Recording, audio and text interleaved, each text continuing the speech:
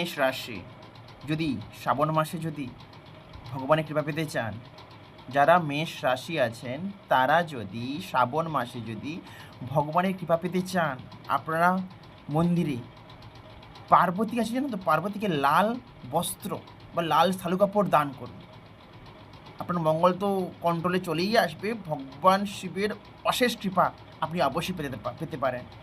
আর যদি পারেন মুসুর ডাল, মুসুরির ডাল হয় না, মুসুরির ডাল, লাল যে ডালটা হয়, ওই ডালটা যদি আপনি কোনো গরিব দুঃখী দান করতে পারেন, কারণ সেবাটা যেমন মন্দিরে হবে সেরকম প্রকৃতির সাথেও হওয়া উচিত।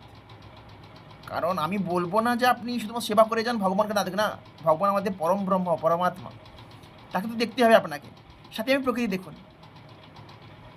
ঠিক আছে, ফার্স্টে আপনি দান অবশ্যই করুন, ভগবান শিবকে দিয়ে আপনি দান করুন। ঠিক আছে, তো এই জন্য আপনাকে বলবো আমি, আপনি ভগবান শিবকে, যে মেষ রাশি আছেন তিনি কি করবেন না, জল যেমন চড়াবেন, জলের সাথে একটু সিন্দুর বা কুমকুম চড়িয়ে দিন, তা সেটা মিশিয়ে ভগবান শিবকে দিয়ে দিন, মেষ রাশি করবেন। বাকিগুলো পরের ভিডিও বলবো। যারা যাদের রাশি আছে, যাদের রাশি, সবাই আমাকে কমেন্টে জানান যে রাশি সবথেকে বেশি হবে সেই রাশির ভিডিওটা আমি আগে বানাবো, কারণ আরও 11টা রাশি বাকি আছে। যে রাশিটা সবথেকে বেশি জন হবে তার ভিডিওটা আমি আগে বানাবো। আমি কমেন্টে জানতে চাইছি আপনাদের রাশিগুলো কী কী আছে, আপনি ফটাফট করে বলে দিন আমাকে।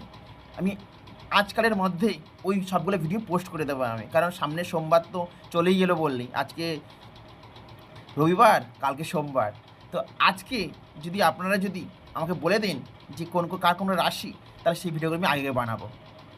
হর হর মহাদেব।